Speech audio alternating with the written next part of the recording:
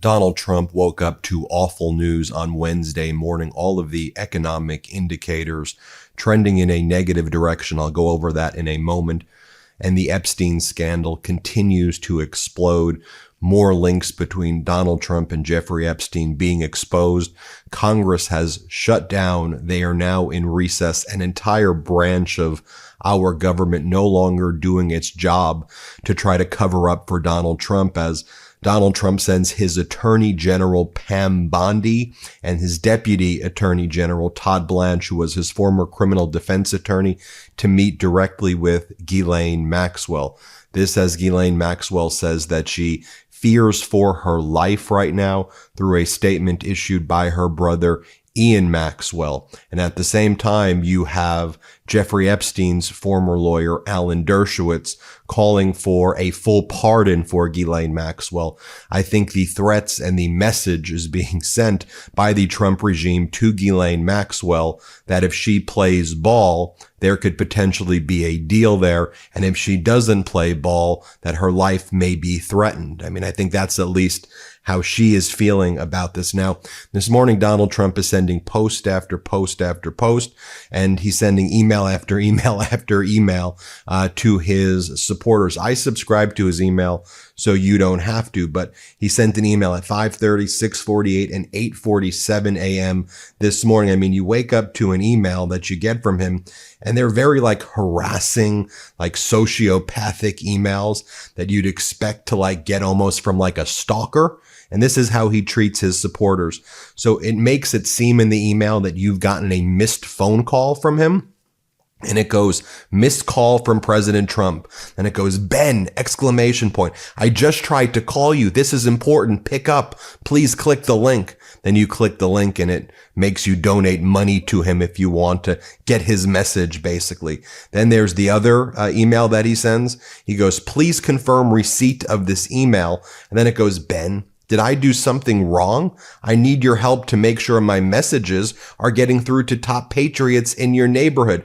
This is a test. I just want to make sure my emails are getting through. And then you click it and then it asks for money. Now let's talk about some of that economic data that we're seeing this morning. Let's go through it. Home builders slashing prices at the highest rate in 3 years. The U.S. hiring slowdown is taking a toll on recruiting firms, with 2 big recruiting firms filing for bankruptcies in recent weeks. Subprime auto delinquencies have now surpassed 2009 levels, reaching a 15-year high, according to Fitch. 58% of students who graduated within the last year are still looking for their first job, according to a recent report from Kick Resume. Now, I've showed you the recent YouGov polling data that Donald Trump's disapproval is 70% amongst young people, a 70% disapproval amongst young people. And Donald Trump had previously been bragging about being able to get younger people to vote for him. There's been a roughly double-digit percentage increase in the costs of cocoa. Hershey lifts their candy prices, citing the high cocoa costs. Chocolate maker notifies its retail customers of double-digit percentage increases because tariffs are a tax on importers, which are passed through to consumers. How about this from the New York Times? As the dollar slides, the euro is picking up speed. The euro has been gaining steam as investors seek new havens during geopolitical turmoil. The dominant role of the U.S. dollar, the cornerstone of the system, is no longer certain. As you know, the dollar has had its weakest months since 1973, and that's what we're seeing happen right now. Also in Europe, Germany supports the idea of the European Union readying about $117 billion in countermeasures against the United States if a trade deal cannot be forged together. Now, while all of this is going on, I think the American people just want honesty, right? We just want to understand what's happening. I think businesses want certainty. Well, the gaslighter in chief, or I should say the fraudster in chief, who basically looks like he's, a Ponzi schemer. Treasury Secretary Scott Bessent, he goes on Morning Joe and he just lies to the people. He's asked a basic question of, does the president realize that consumers pay the tariffs? And then he goes, actually, that's not what I think is happening. A lot of the, companies, they're eating the tariffs. Well, Scott Bessent, first you said the countries would eat the tariffs. That's not the case. So you're saying that companies can eat the tariffs now, perhaps for a short period of time where the company has a certain amount of inventory already in place. They can eat it for a certain period. Maybe, but that's not what we're seeing. I mean, we're seeing the costs significantly rise in products. Like the price of coffee is up 20% since December. If you go to Walmart, there's a lot of prices that are up about 50% on certain items. I mean, we're seeing this show up in the data, and we know we go to stores. And so here, just we can see it with our own eyes when we're buying things that, whoa, that got more expensive. I mean, the price of ground beef is significantly higher. Most groceries are higher. Here's what, and we see the inflation is on the rise. Like that's what the data shows. Here's what Treasury Secretary Scott Bessent says, though. Let's play it. I do know that the tariffs, the cost of tariffs on automobiles, which will begin, I don't know, August 1st or whatever, will be paid by people like me, the consumer. The question is, does the president realize the consumer pays the tariffs? Well, I'm going to have to disagree with that. Who pays the tariffs is a choice. And what we've seen thus far is that the manufacturers are eating a substantial portion of the tariffs and taking it into their profit margins. So you might see, for instance, Toyota hasn't raised prices, and they may choose to go for market share rather than raising prices. Okay, so now let's just show you what some of these MAGA Republicans in the House of Representatives are saying. Like you have James Comer. Here he is doing, that impression was a little lame this morning, I know.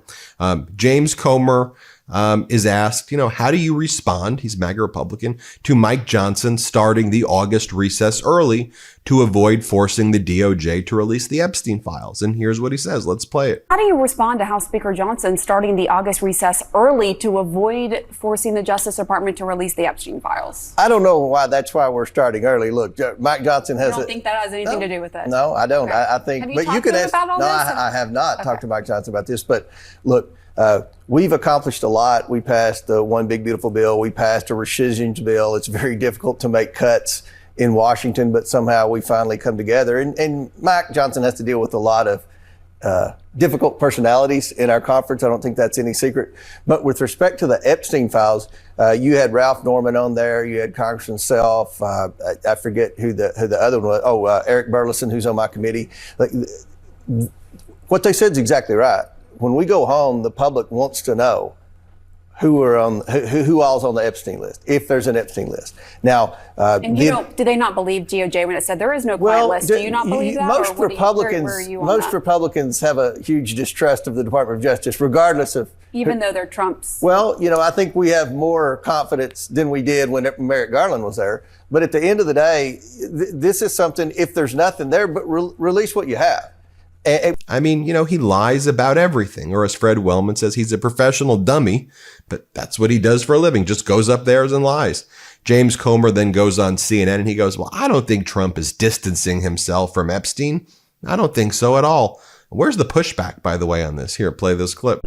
As President Trump tries to distance himself from Epstein, what questions do you have, if any, when you look at those pictures? Well, I don't think he's trying to distance himself. I think everyone knows that Epstein was very active in social circles. Not only did he attend the Trump wedding, he attended Chelsea Clinton's wedding too, as well, I believe, with Bill and Hillary's daughter. So this is a guy that ran in big circles, and as Wolf pointed out, those pictures were taken before people knew about the sex scandals. I do believe it's good to note that President Trump has said he banned Epstein from Mar-a-Lago once he learned about the crimes that were being committed by Epstein, and I don't think he's distancing himself. I think that this is something that he's been surprised has taken on so much interest by the American people, and hopefully with the actions of my oversight committee and now with the Department of Justice, we'll finally learn what exactly the government has on Epstein. Yeah, and just Ghislaine Maxwell, the girlfriend, went to Chelsea Clinton's wedding, not Jeffrey Epstein. Okay. But so just to follow up on that, but President Trump, for his part, I mean, I think it was just last week, he said people in his own party, Republicans who want more information, are weaklings. What do you say to that? I don't know about that, but I can tell you this: with my House Oversight Committee, the overwhelming majority of the members on the committee, we have 26 Republicans, and I would say at least 20 of the Republicans want to know if there are Epstein files. They want. Let's be real. Doing laundry kind of sucks, but you know it doesn't? Smelling amazing. That's why I'm obsessed with Laundry Sauce, the world's best smelling laundry pods. No more clothes that smell stale and gross. Now I step out in Australian sandalwood. Let me tell you, people notice. Compliments on my laundry? Never thought that would happen. And it's not just about the scent. These pods are 4 times concentrated with serious cleaning power. They tackle stains, revive fabrics, and leave everything smelling like a high-end cologne. Oh, and if you're into fresh, clean vibes, their new Oregon Mint scent is a game changer. I literally just started a load of wash right before I recorded this with that one. It's so convenient and such high quality. What else can you ask for? Well, actually, how about this? If you put your new luxury laundry obsession on autopilot, you save an extra 15 to 20% off every order when you subscribe. And you could start right now with your first one, because right now you get 20% off your entire order at laundrysauce.com with code MeidasTouch. That's laundrysauce.com, code MeidasTouch. MEIDAS20. And after you order, tell them we sent you. Smell good, look good, feel good with Laundry Sauce. Then this is what they're doing. They're going out and they're just doing a full offensive of lies. Then you've got MAGA Republican Congress member Tom Emmer. Here's what he says at the Axios conference. He's like, Epstein, yeah, it's a non-issue. We're not even thinking about it. Here, play this clip. Glad you brought up process, because it seems right now the House is paralyzed on process over these Epstein amendments that keep getting offered in rules. How are you going to unstick that? This is totally an issue that is a non-issue. You guys are making it an issue, and not you, Hans, but the media. It's kind of funny. If it was so important, then why weren't Democrats clamoring for this for the 4 years under Biden? Right now, you got to look at this in, first off, the president has asked the Justice Department to release all credible evidence that is releasable.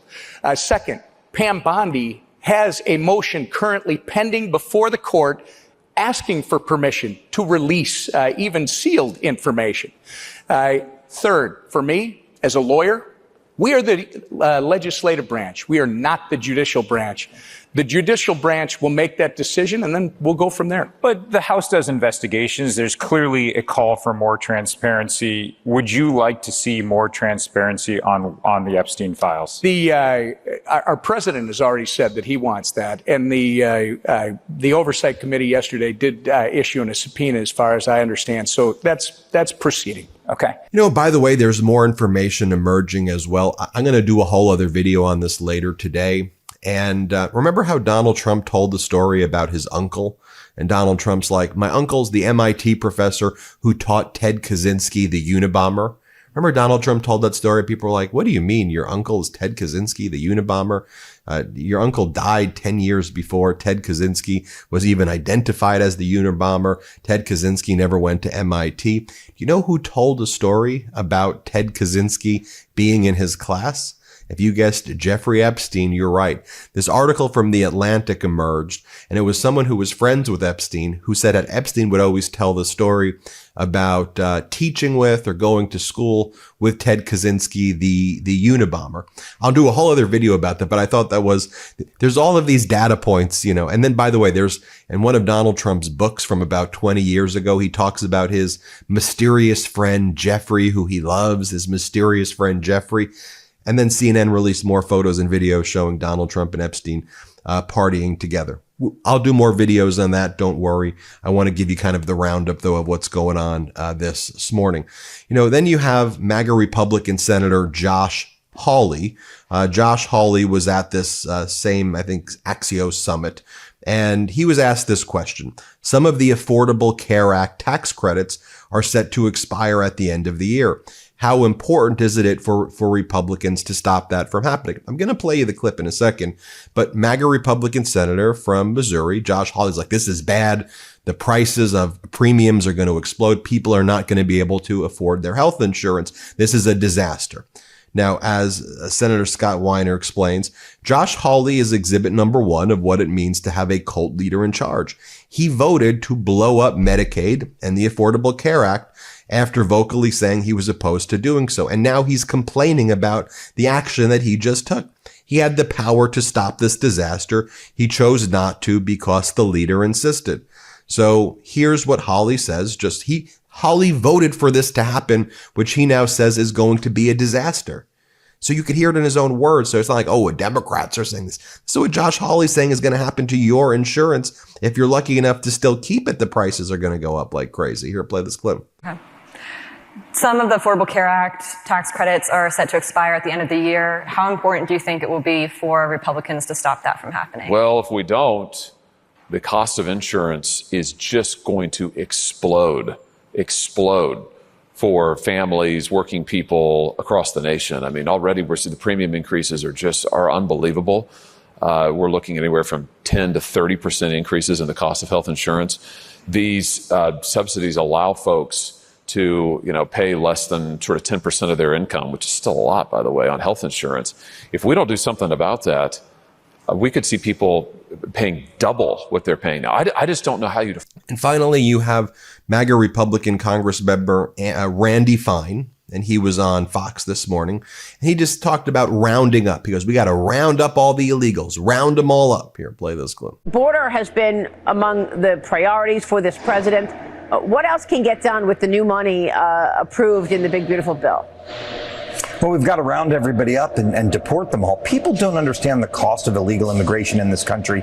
They obviously know the crime, but on auto insurance, your underinsured and your uninsured rates, housing prices, education costs, because we've got to educate all of these kids, medical care. Illegal immigrants are a huge drain on our economy, and we will see a huge resurgence for American workers and American families as we're getting all of these people out. Well, it starts with the criminals, but it ends with everybody. Yeah, it's a great point to start with the criminals, and that's why some big cities actually feel different today. New York does feel. There you have it, folks. We'll keep you posted every step of the way. Thank you for watching.